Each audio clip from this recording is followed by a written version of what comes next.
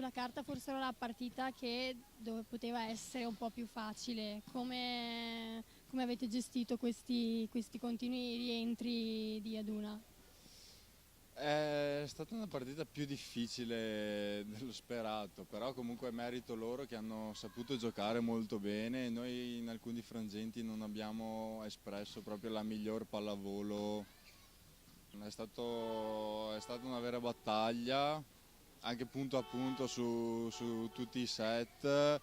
Veramente forse siamo entrati con un po' troppa di puzza sotto il naso, diciamo. Però adesso abbiamo capito e sono errori da non rifare con certe squadre. Ecco, forse all'inizio della stagione le aspettative erano un po' più basse.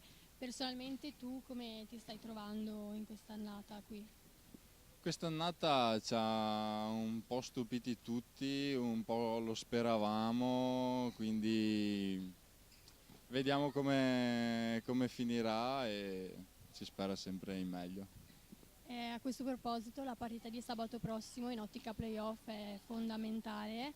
All'andata fu una vittoria per Motta 3-2, adesso le sensazioni quali sono?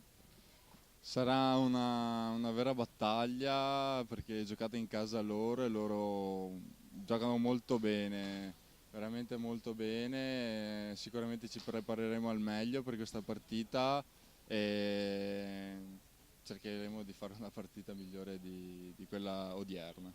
Grazie, in bocca al lupo. Grazie.